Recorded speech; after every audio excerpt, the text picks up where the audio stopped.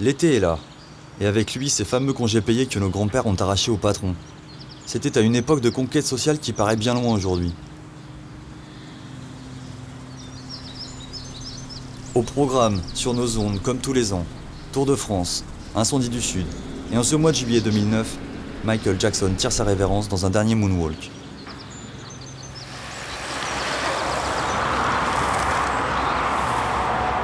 Pour les hommes de la Terre, les moissons battent leur plein. Pour beaucoup d'autres, c'est le moment tant attendu de la pause estivale. 14h15 sur France Info. Encore un week-end qui s'annonce chargé sur les routes. Bison Futé a sorti son drapeau orange pour aujourd'hui. Dans le sens des départs, demain, ce sera rouge. Pour moi, cette année-là, pas de plage en perspective. Ce sera quand même un peu de temps arraché à la frénésie du quotidien, pour lire, mettre des choses à plat, prendre un peu de distance. En hausse, les valeurs françaises gagnent en ce moment 0,3%. Les salariés de l'équipementier automobile New Fabrice menacent de faire sauter leur usine à Châtellerault, dans la Vienne. Leur entreprise a été mise en ligne. Dans le ronron médiatique, les ouvriers de l'usine New Fabrice à Châtellerault, à 2 pas de chez moi, s'invitent dans les médias nationaux. Dans mon village, voilà déjà plusieurs mois que j'entendais parler de cette lutte. Les salariés occupent leur usine jour et nuit et réclament une prime de 30 000 €. Châtellerault est placé fin juin en liquidation judiciaire. Dépités et amers, les 366 salariés de l'entreprise s'en prennent alors directement aux constructeurs Renault et Peugeot qui ont stoppé leurs commandes.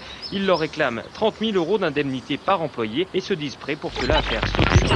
On a un détonateur, là, c'est prêt à péter. Si le 31 juillet, on n'a pas ce qu'on veut, donc nos menaces seront mises à exécution, ça, il n'y a pas de problème. Avec un défilé de pancartes devant l'Assemblée nationale, vous avez 1 minute et encore. Une séquestration, 2-3 minutes. Saccager une préfecture, les 3-4 minutes sont à portée de main. Et si vous dites « attention, tout va sauter », vous pouvez espérer faire péter l'audimat. Ici, on n'avait pas vu ça depuis longtemps. Je croyais ces ouvriers disparus. Ils étaient devenus invisibles. Les grands médias les décrivent comme des terroristes et des gangsters. Ce sera le feuilleton de l'été, à ma porte.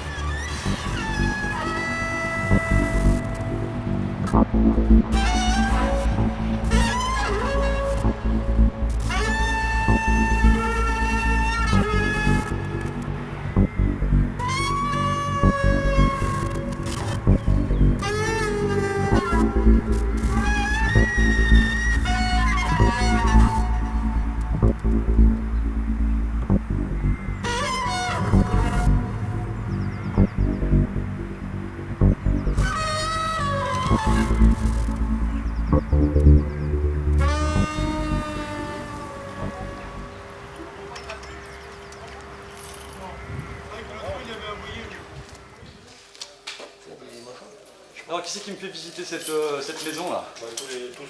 Tous ensemble. Bon. Mais commençons par le début. Voici Dominique, Benoît, Jacques, employés de New Fabrice, qui travaillent comme sous-traitants dans l'industrie automobile. Bon, déjà, il faut mieux filmer déjà les machines, je crois que c'est plus important. Allez. Donc voilà le parc machine de l'usine Fabrice, qui a un grand parc machine quand même.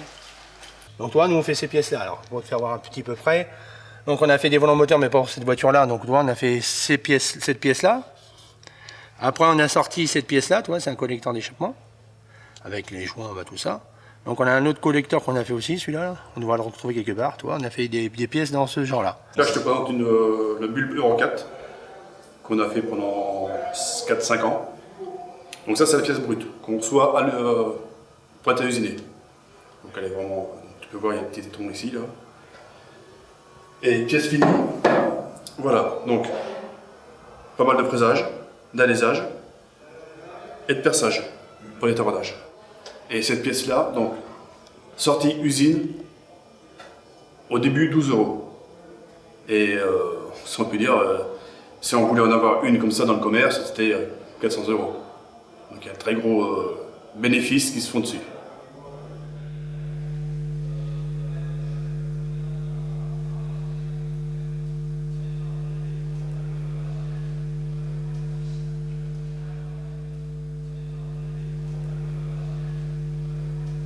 Et vrai, tu vois, sur cette chaîne-là, il y avait les 5 machines qui fonctionnaient comme il faut à 100%. Ouais. Mais il faut penser aussi que maintenant, on parlerait, quand il y avait tout le monde, on ne parlerait même pas à 130 entre nous. Même à cette distance-là, on ne peut pas s'entendre. Tellement qu'il y avait du bruit. Être proche pour... Là, il aurait fallu parler au moins comme ça pour arriver à s'entendre parler, voire même plus. Et surtout une grosse chaleur, on fait pas loin de 50 degrés. Enfin, nous, ici, ça allait parce qu'on n'avait pas trop de poussière, enfin de fond, tout ça. Mais quand on allait au fond, on voyait un nuage qui se formait. Donc, ce qui veut dire que les gars, qu'est-ce qu'ils respiraient réellement? C'était impressionnant, une odeur de fonte usinée, d'alu mélangé, de graisse, c'était intenable. Oui, c'était... Parce que quand tu n'avais pas l'habitude, voilà. Quand il y avait une température qui montait à plus de 30 degrés, on arrivait le lundi soir, ça nous prenait la gorge. Ouais, c'est vrai. Sans compter que, pareil, comme ici, là, on va parler vite fait de la mentalité, il faut les taper dedans comme des sourds. Il y en a qui s'étaient formés pendant 2-3 heures, il y en a qui s'étaient formés 1 heure, et après on le laissait travailler tout seul, on n'expliquait pas rien, c'était juste des contrôles, on faisait voir vite fait, et toi, il fallait que tu retournes à ta machine le plus tôt possible pour que tu fasses ta production derrière. Voilà, il faut les former, mais se dépêcher le plus vite possible. C'était une formation rapide pour avoir plus de pièces après. Voilà. C'était du top dedans. C'était du tape dedans. Moi je connaissais l'expression, mais c'est vrai que là, dans les odeurs des machines, ça résonnait autrement. Des choses qui remontaient de loin, l'usine donc, les ouvriers, les cadences infernales, le bassin d'emploi de Châtellerault et ses usines de voitures. Alors, commençons autrement. Verdict de l'OPEP réuni au Qatar. Commençons par exemple en 1973, avec le choc pétrolier, une crise de l'énergie sans précédent et l'année de ma naissance. Demandait 30 voire 40% d'augmentation. Seule l'Arabie Saoudite s'oppose encore à cette hausse. Mes premiers pas, et en arrière-plan la voiture de mon grand-père, une GS Citroën, un véritable vaisseau spatial. C'est mon papy qui a tourné toutes ces images de famille. C'est lui qui a dû me transmettre le virus. Lui, il ne travaillait pas à l'usine. C'était un ouvrier des PTT, l'ancêtre de France Télécom. Il allait de tranchée en tranchée avec sa 4L jaune, amener le téléphone chez les gens. C'est un peu grâce à lui que je surfe tous les jours sur le web.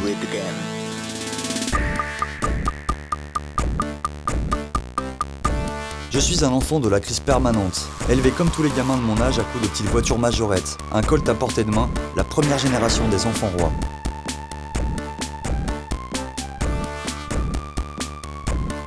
J'ai longtemps cru que le bras de mon père avait été mutilé au cours d'une attaque de cow-boy. C'est ce que je racontais à ceux qui voulaient bien m'écouter. C'était en fait le résultat d'un accident de la route. Pourtant, chaque matin, il profitait de son passage au bureau de tabac pour m'acheter ma petite voiture du jour. Dans le même temps, sur les écrans cathodiques, la société du spectacle décrivait Guy Debord s'étalait et irisait, comme une nappe d'huile, dans toutes les strates de la société.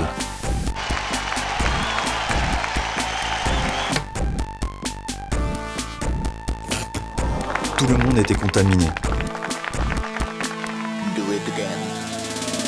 On se voyait roulant dans de superbes voitures de sport.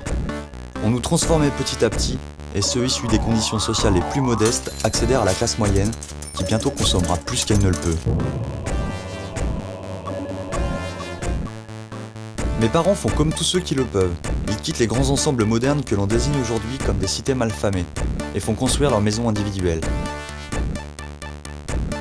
La révolution que mes parents 68 ards avaient voulu faire allait devenir une anecdote de vie. Une vie où ils étaient coincés de toutes parts dans leurs contradictions. Une vie où résister devenait de plus en plus difficile.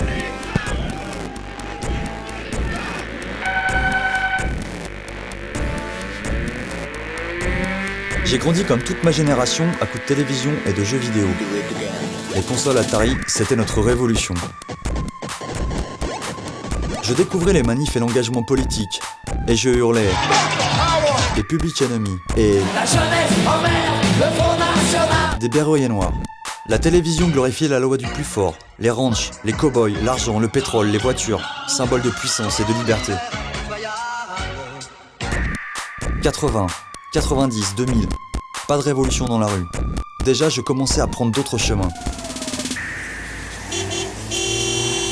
Retour aux racines, retour à la campagne, propriétaire, empêtré dans mes contradictions. Jeune papa planteur de tomates, mais roulant fier comme un pape avec sa Volvo 940 qui consomme 15 litres au 100. Je suis un petit-fils d'ouvrier, devenu un urbain ultra connecté de retour à la terre.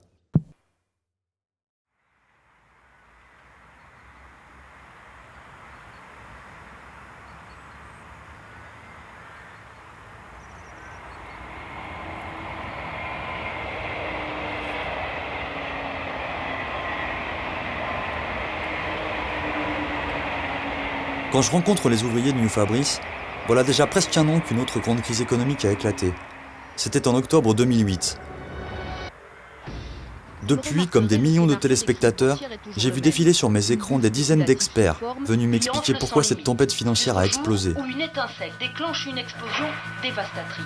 Les marchés financiers s'effondrent inexorablement. Crise financière. En 2 jours, les bourses sont passées de l'euphorie à la déprime. Crise économique de grande ampleur aux États-Unis. Wall Street est toujours en nette baisse ce soir. Pourtant, nous nous étions habitués aux parachutes dorés des dirigeants, aux dividendes des actionnaires, aux bonus des traders, aux paradis fiscaux, aux sommes exorbitantes hors d'atteinte. Un univers de la finance gouverné par la bourse. Une mécanique de la prospérité qui devait durer éternellement. Un tiers de ses effectifs, soit 2 millions d'emplois. Près d'un jeune sur 4 est au chômage, 24% exactement. C'est du jamais vu depuis le début de ces statistiques en 1975. Et là, tout le château de cartes semblait s'écrouler. L'industrie française va mal, très mal nous dit-on. Tous les secteurs sont touchés, et particulièrement l'industrie automobile. Pas un seul jour ne passe sans son lot d'ouvriers débarqués à la une de nos journaux. Renault n'est pas le seul groupe dans la tourmente, c'est tout le marché automobile tel qu'on le connaît depuis 50 ou 60 ans qui est secoué. On nous explique désormais qu'il va falloir payer. Comme les banquiers quelques mois auparavant, les grands constructeurs crient à l'agonie et négocient avec nos gouvernants un prêt de 6 milliards d'euros. La somme était déjà connue avant l'arrivée des PDG cet après-midi à l'émission. 6 milliards d'euros, 3 milliards pour Renault et 3 milliards pour Peugeot Citroën. Un prêt sur 5 ans au taux de 6% pour faire face à la crise. C'est clair, nous voulons une industrie française, nous voulons une industrie automobile française et nous voulons garder des capacités de production sur le territoire français. En contrepartie, les PDG s'engagent à ne pas licencier dans leurs usines et à faire particulièrement attention aux sous-traitants. Ce fut un exercice très douloureux. Pour ce qui est de l'engagement sur les effectifs, nous avons pris l'engagement jusqu'à fin 2009 de ne pas lancer de plan social.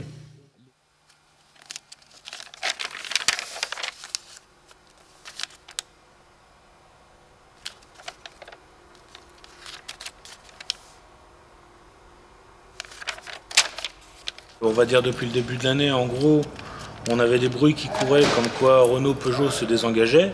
Nous, on le voyait surtout chez Renault, sans dire tous les jours, mais très régulièrement, on voyait ou des diminutions de commandes, ou carrément des arrêts de pièces.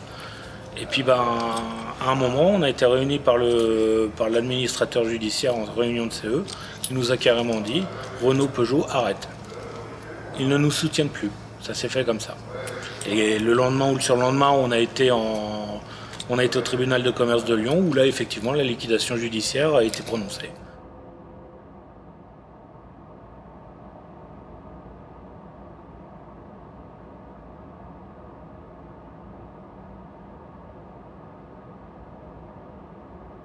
Ça, c'était nos pièces finies qu'on a usinées pendant 1 mois et demi. Donc, une partie là, il y en a d'autres un peu plus loin. Pour qu'on puisse avoir un peu de pression de monnaie de pièces, échange de pièces, pour avoir de l'argent, parce qu'on n'a plus personne en face de nous. Il faut bien penser que Garot, le directeur du groupe Zen, n'est plus là, pas le patron. Donc quand on n'a plus personne qui nous soutient vraiment, on va dire, officiellement, on est obligé déjà de crier notre colère autrement que les gens normalement, quoi. Parce qu'on ne peut pas nous reprocher d'avoir séquestré un patron, on n'avait plus. Donc on essaye autrement de se faire entendre.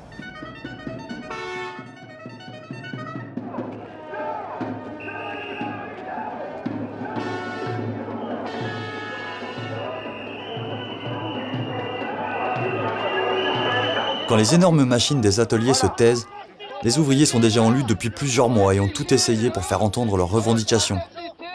Manifestations dans les rues de Châtellerault, réunions avec les élus locaux ou le préfet, blocage de pièces à l'entrée de l'usine, destruction de machines.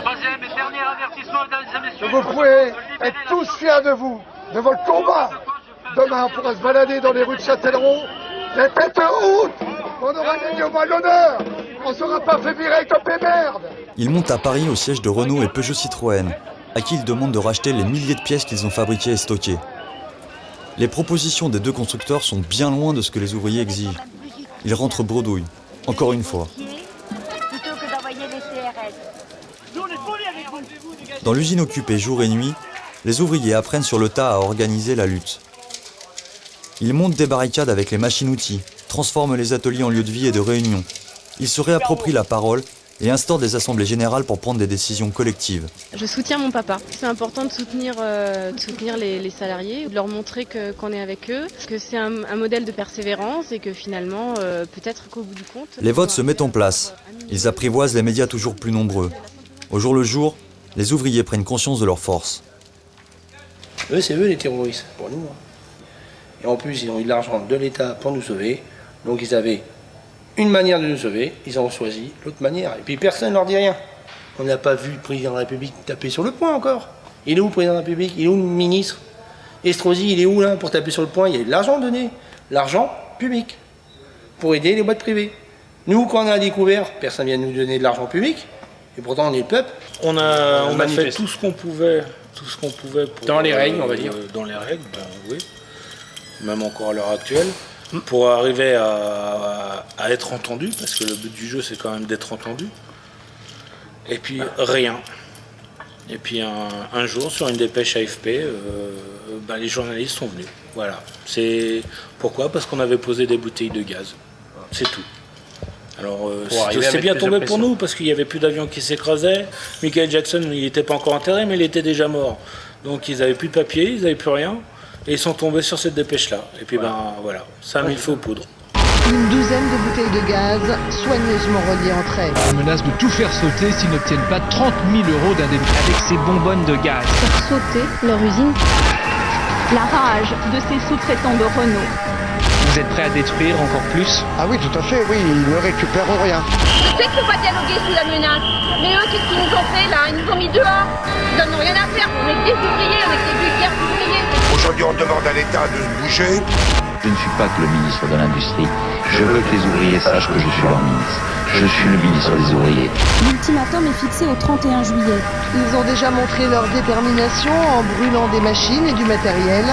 Et ils affirment qu'au 31 juillet, s'ils n'obtiennent pas leurs indemnités, les représentants des salariés de New Fabrice sont arrivés à Bercy avec leur détermination en bandoulière. Après le balai de bouteilles de gaz qui montent et descendent sur le transformateur électrique de l'usine au gré des discussions, le ministre a enfin accepté de recevoir les représentants des New Fabrice. S'il veut un accord de signer aujourd'hui, c'est 30 000 € ou rien. Les ouvriers lui demandent de faire pression sur Renault et PSA pour qu'ils rachètent leur trésor de guerre. Toute la presse est convoquée. Le feuilleton continue. On réclamait 30 000 €. C'était zéro. Nous sommes venus, grâce à cette discussion, à 11 000 € par salarié. En plus, pour ceux qui signent le CTP, c'est 17 500 € de prime légale.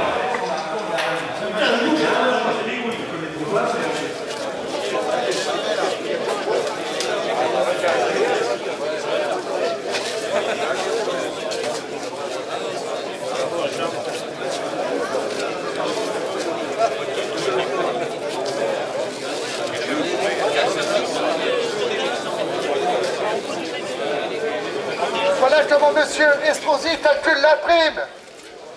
Donc lui, il a dit, les personnes qui prennent le CTP, ils vont avoir une prime à peu près, non pas à peu près, en moyenne, une prime légale de licenciement, ce que prévoit le Code du travail, de 17 500 €. C'est pas vrai. Mais non, c'est pas vrai. Mais bien sûr, c'est pas vrai. En calculant cela, pour avoir cette somme-là, qui est donc dans le Code du travail, donc la prime légale, heureusement quand même que quand on a de l'ancienneté, on touche quand même un petit tas de choses quand on est viré. Donc pour avoir cette somme-là, il faut avoir environ 30 ans d'ancienneté. Donc toutes les personnes qui ont moins de 30 ans n'auront pas cette somme-là. Donc voilà ce qu'il a vendu à la presse, M. Estrosi. C'est bien n'importe quoi. Donc pour la CGT, 11 000 €, ce n'est pas suffisant. Nous restons sur la base de 30 000 € jusqu'au 31 juillet, date de l'ultimatum, où on fera voter cette journée-là le personnel présent. Nous appelons toutes les boîtes en difficulté de toute la France et du bassin Châtelleraudais pour réaliser rapidement, donc ce jeudi, une grande manifestation à Châtellerault.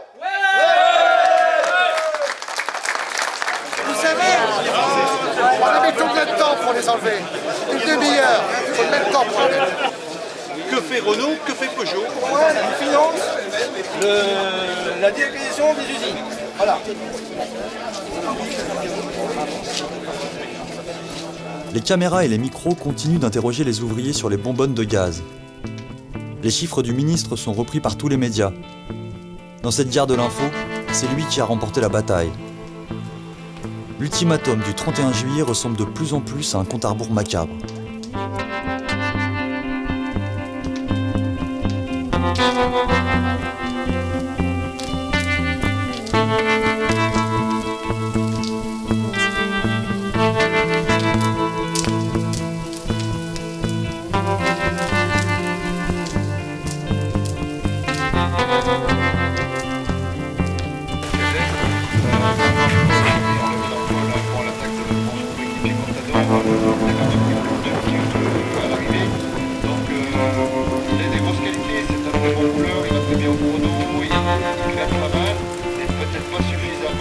Le président de la République est donc hospitalisé. Il a été victime à la mi-journée d'un malaise alors qu'il faisait un footing dans le parc du château de Versailles. C'était dans l'allée de la résidence de la Lanterne où il passe volontiers ses week-ends. Il est actuellement au Val-de-Grâce. La radio continue de déverser son lot de nouvelles. Les journalistes ont déserté l'usine. C'est le grand désarroi. Les ouvriers épuisés n'ont plus guère de moyens de pression. Disparus dans les méandres de l'information, ils tuent le temps comme ils le peuvent.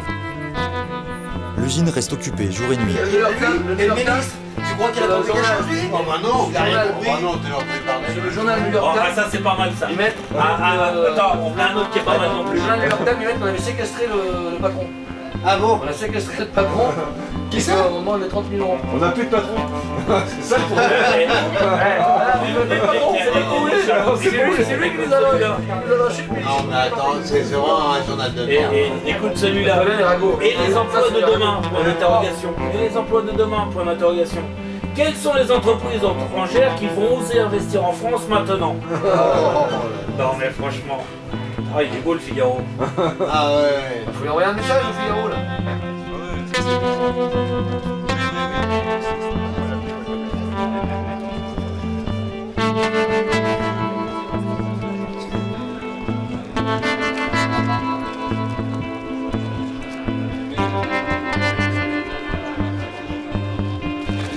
Donc vendredi, nous voterons sur l'indemnité qui sera proposée.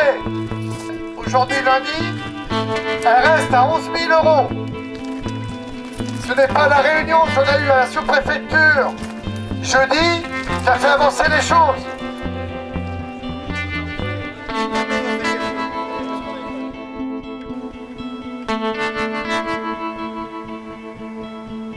Des centaines de milliers de demandeurs d'emploi que nous connaissons depuis des mois, la plupart du temps, ils sont partis en silence vers Pôle emploi. Oui. On va y aller et on va voir Guy Eyerman. Les New Fabrice à Châtellerault ont, eux, fait parler d'eux. Et ils ont dû changer d'interlocuteur. Guy Eyerman, vous ne parlez plus, vous, à votre patron. Les commandes venaient de Renault et PSA, mais vous parlez à l'État. Et je crois que vous allez revoir M. Christian Estrosi, le nouveau ministre de l'Industrie. Ah non, mais c'est pas prévu qu'on renvoie M. Estrosi, là. Ah bon? Non, pas du tout. À mes dernières nouvelles, non. Il nous a simplement dit que la porte restait ouverte, mais ou bien... Non, il n'y a pas de réunion de prévue avec lui. Bon, cet ultimatum, vous ne trouvez pas que vous forcez un peu la dose avec ça, avec ces bonbonnes de gaz? Ah non, pas du tout. Nous, ça fait plus de 6 mois qu'on se bat déjà, là, dont on s'est battu pacifiquement au début, là, en faisant des manifestations bien, tranquilles, voilà, pour exprimer notre mécontentement. On a eu des tables rondes régulièrement qui n'ont rien donné pour nous annoncer. On nous a fait des promesses pour nous annoncer le... Malgré l'ennui et la résignation, la manifestation se prépare. Les représentants de toutes les usines qui ont fait la une de la presse durant l'année 2009 sont attendus. Ils s'appellent Isorois, Nortel, Molex, Obad, Continental.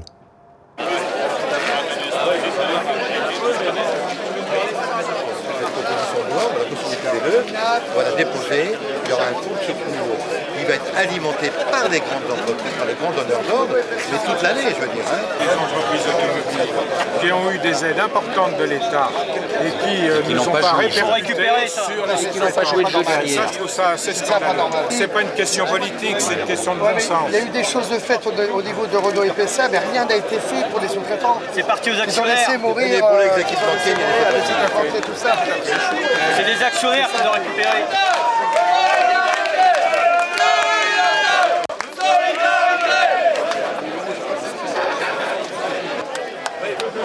Et merci d'être venus. Il est 14h30 bientôt. Nous allons se mettre derrière donc la 2 chevaux qui est devenue symbolique chez New Fabrice depuis plusieurs mois. Et nous allons marcher tranquillement jusqu'à la mairie.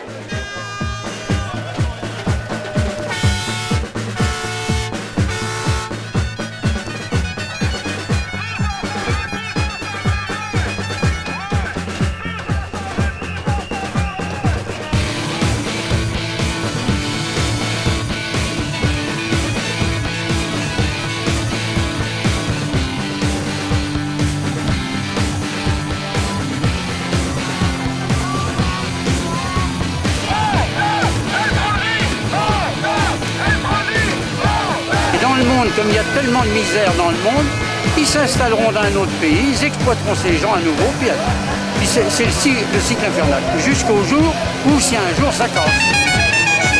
Alors là...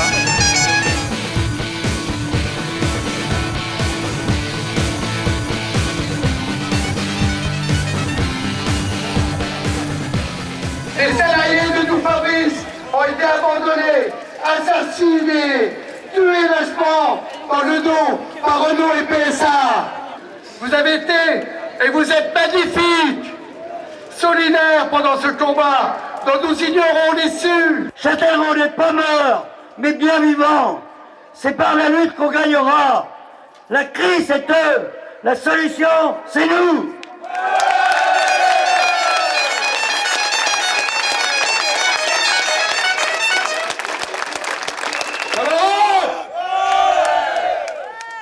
Vous êtes enfin entrés dans une phase bien plus dure que tous les combats précédemment engagés, mais néanmoins très récents, et il était temps!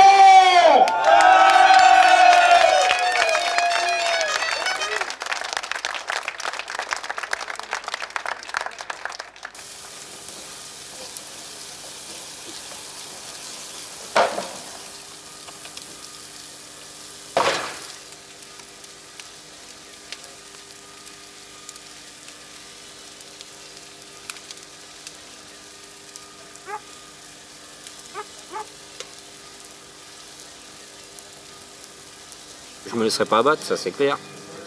Je vais me battre pour ma femme et mes filles, ça c'est clair et net. Pour donner l'image d'un mec qui... toi, tout ce que je vais vivre là, tout le bordel là, les gamins, je te dis qu'en 10 ans, là, ils vont évoluer avec moi, ils vont voir comment je réagis, comment ce que je dis et tout, ceci, cela, machin, truc, parce que j'aurai toujours le même discours. Hein. Dans 30 ans, j'aurai 74 ans. Et je serai encore là, moi. Bah les gamins, moi, bah, je les soutiendrai jusqu'au bout. J'irai même me battre avec eux, me faire péter la gueule, j'en ai rien à foutre. Maintenant, là, même maintenant, je suis capable de le faire. Il n'y a pas assez de mecs... toi, les mecs, ils ont leurs acquis, ils ont leur petite maison, ils ont payé pendant 20 ans, certains vont se retrouver dans la merde, là. Grave.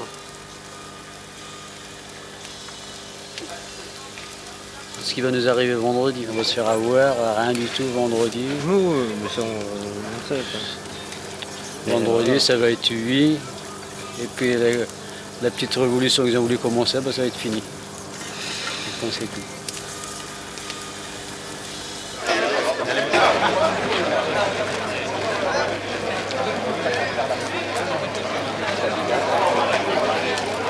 À 24 heures de l'ultimatum, ce matin, c'était la confusion, puisque dans la nuit, des salariés, un petit groupe de salariés, ont réinstallé les bonbonnes qui avaient été enlevées avant le rendez-vous avec le ministre de l'Industrie, Christian Estrosi, mercredi, un geste d'apaisement donc en début de semaine. Le lendemain midi, Malgré le baroud d'honneur, aucune avancée. Les négociations sont terminées. C'est la fin de l'ultimatum, ce mot que le ministre détestait. Le président va mieux. Toute la presse est là pour assister au dénouement d'un conflit qui se sera joué dans les arcanes de l'info. Les journalistes arborent des airs graves de reporters de guerre. Je ne peux m'empêcher de penser qu'ils sont là pour assister à la mise à mort de ces ouvriers qui ont osé relever la tête.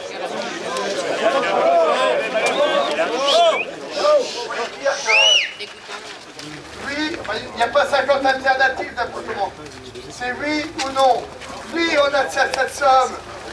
Et nous ne touchons en rien dans l'entreprise. On rentre chez nous. On refuse cette chose. Et là, ça peut aller jusqu'à la destruction de l'entreprise.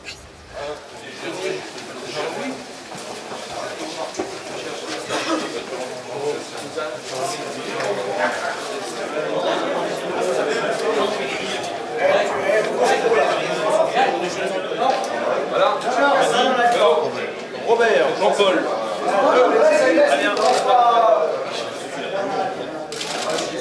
Yannick Pascal, Guy Eyerman, délégué CGT, coordinateur, a pris la parole devant environ 150 personnes. Faut arrêter les conneries. Pardon ? Faut arrêter les conneries, t'es au moins 300. Ah oui. Peut-être moins 150. Même hier pour voter. Oui. Bien sûr. 300 personnes. On est 300. J'ai raison, je vais... Ah, mais j'ai toujours raison. Tu veux savoir quelque chose, tu viens me voir. Non, tout à l'heure, je disais pas qu'ils avaient voté. Je disais qu'ils avaient pris la parole devant. Non, mais quand tu veux savoir quelque chose, tu viens me voir. Puis il y avait plus de 150 personnes, même s'il a pris la parole. Ça va être dur. Ouais. Ça, c'est le meilleur des t-shirts qu'il peut y avoir. Surtout chez Fabrice. Bon, voici le résultat du vote.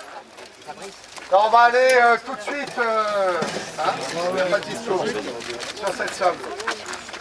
Donc le oui, 204 personnes. Le non, 24. Le nul, 6. Et un blanc. Sur 235 votants. Je demande que la minorité, donc les 24 personnes qui ont dit non, de respecter le vote des 204 personnes. OK? No comment.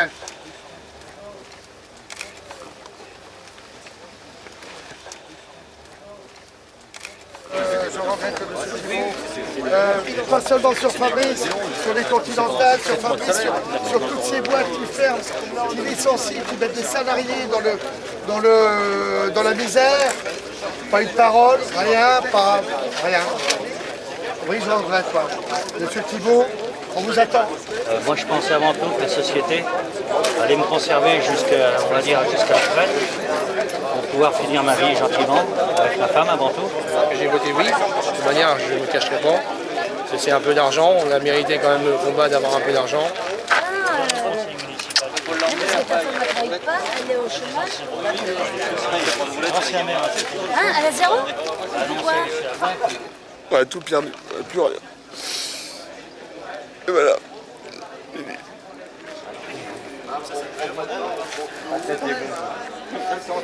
Tu vas voir comment je fais dans le cadre? Mais non, mais il vaut mieux que tu me... Ouais, il me centre d'habitude, mais si tu veux pas me centrer, c'est pas grave. Mais en général, je suis centré. Ok, let's go. Comme vous pouvez le constater derrière moi, l'usine New Fabrice n'a pas sauté et elle n'explosera pas car les salariés ont voté en faveur de l'accord qui leur a été proposé. Un vote sans ambiguïté, 204 pour sur 235 votants. Chaque salarié obtiendra donc 12 000 € en plus des indemnités légales. Pour les organisations syndicales, c'est trop peu, mais il s'agit là d'un vote de raison. Et le son.